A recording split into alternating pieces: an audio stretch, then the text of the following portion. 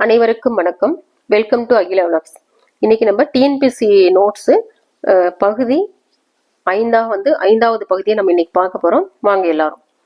புலவர்கள் பெரும்பாலும் அரசர் முதலான கொடையாளர்களுக்கு தாம் விரும்பும் பொருளை பெற வேண்டி ஓலை சீட்டில் கவியாக எழுதி அனுப்புவர். அக்கவிதைக்கு சீட்டுக்கவி என்று பெயர். இதற்கு ஓலை தூக்கு, ஓலை பாசுரம் என்னும் வேறு பெயர்களும் உண்டு. அதாவது சீட்டுக்கவிக்கு ஓலை தூக்கு, ஓலை பாசுரம் என்னும் வேறு பெயர்களும் உண்டு. 7000 கோடி எழுதாது தன் மனத்து எழுதி படித்த விரகன். இது பாடல் உள்ளது பாத்தீங்கன்னா சீட்டுக்கவியில இருக்கு. ஆசிரியர் அந்தக கவி வீரராகவர். 1000 தலைகளை உடையவன் ஆதிசேடன். கலைக்கு இருப்பிடமானவன் குலசேகரன். குலசேகரன் கங்கர் குலத்தில் தோன்றியவன். வீரராகவர் செலியதரையனுக்கு ஓலை விடுகிறார். கந்தருவம் இசை, கந்துகம் பந்து, கோணம் வாட்படை, கோடை வேநீர் காலம், குந்தம் சூலம், பாடலம் பாதிரிப்பூ, மாமரம், சடிலம் சடை, கிள்ளை கிளி. வீரராகவர் காஞ்சிபுரம் மாவட்டம் புதூரில் பிறந்து பொன் விளைந்த களத்தூரில் வாழ்ந்தவர். வீரராகவரின் தந்தை வடுகநாதர். வீரராகவர் பிறவியிலேயே கண்ணொளி இழந்தவர். வீரராகவர் இலங்கை சென்று பரராச சேகர மண்ணை பாடி ஒரு யானை பொற்பந்தம் ஒரு ஊர் ஆகியவற்றை பரிசிலாக பெற்று ஊர் திரும்பினார்.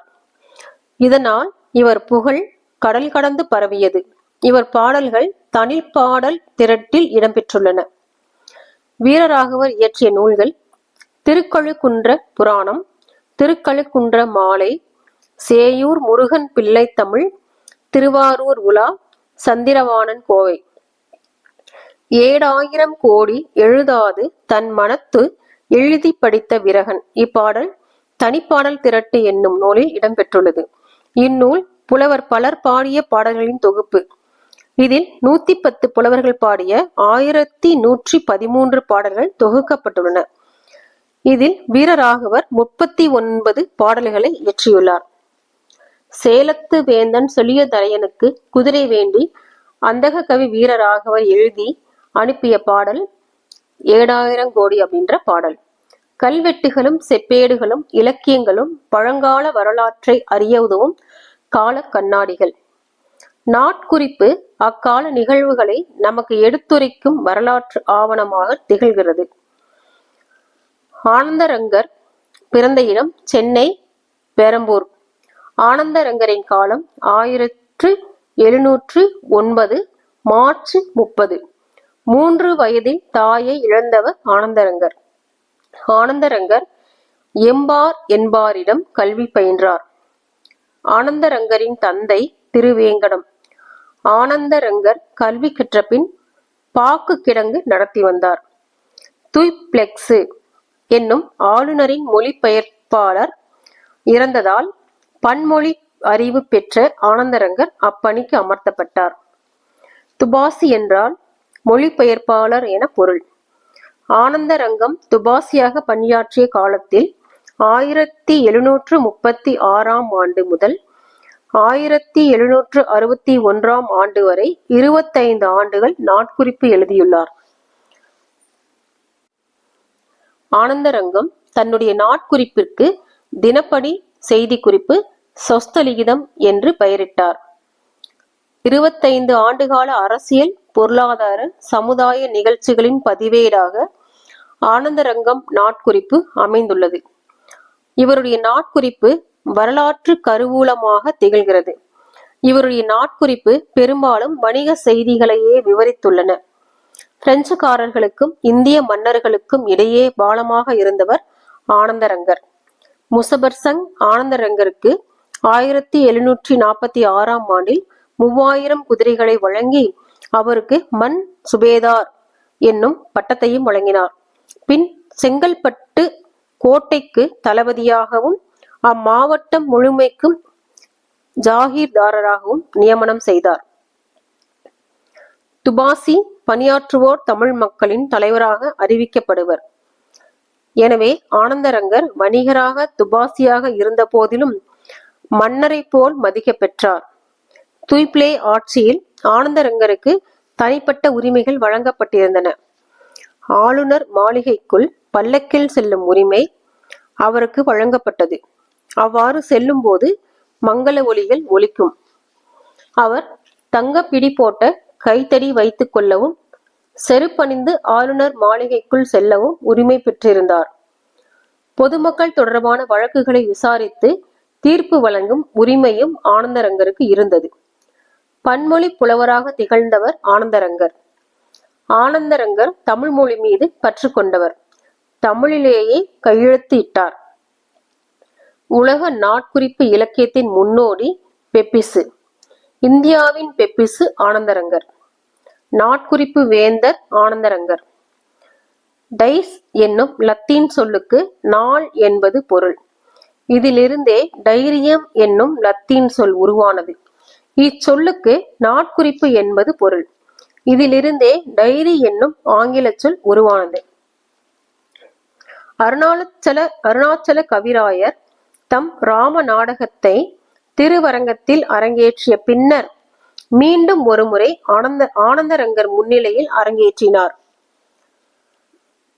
ஆனந்தரங்கருடைய நாட்குறிப்புகள் அவரது காலத்தில் யாருமே புரிந்திராத அரியதொரு இலக்கிய பணி அப்படின்னு சொன்னவர் பாத்தீங்கன்னா கே பிள்ளை. தான் நேரில் கண்டும் கேட்டும் அறிந்துள்ள செய்திகளை சித்திரகுப்தனை போல் ஒன்று விடாமல் குறித்து வைத்துள்ளார் அப்படின்னு சொன்னவர் வாவேசு ஐயர். ஆனந்தரங்கர் குறித்து வெளிவந்துள்ள இலக்கியங்கள் ஆனந்தரங்க கோவை தியாகராச தேசிகர், ஆனந்தரங்கரின் தனிப்பாடல்கள், கல்வன் நொண்டி சிந்து, ஆனந்தரங்கன் பிள்ளைத்தமிழ், அரிமதி தென்னகன், ஆனந்தரங்கர் புதினங்கள், ஆனந்தரங்க விஷய சம்பு, சீனிவாச கவி இது வடமொழி, ஆனந்தரங்க ராச்சந்தமு, கஸ்தூரி ரங்க கவி தெலுங்கு, சொஸ்த அப்படின்னா தெளிந்த உரிமையுடைய அப்படின்ற பொருள், லிகிதம் அப்படின்னா கடிதம் ஆவணம், வளவு என்பதன் பொருள் வீடு, துபாசி என்பதன் பொருள் இருமொழி புலமை உடையவர் மற்றும் மொழிபெயர்ப்பாளர்.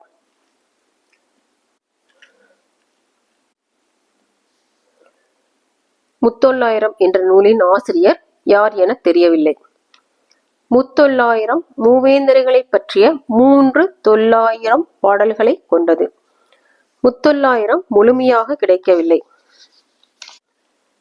புறத்திரட்டு என்னும் நூல் வாயிலாக 108 வெண்பாக்களும் பழைய உரை நூல்களில் மேற்கோள்களாக 22 வெண்பாக்களும் கிடைத்துள்ளன. சிறந்த இலக்கிய நயமும் கற்பனை வளமும் நிறைந்த நூல் முத்தொள்ளாயிரம்.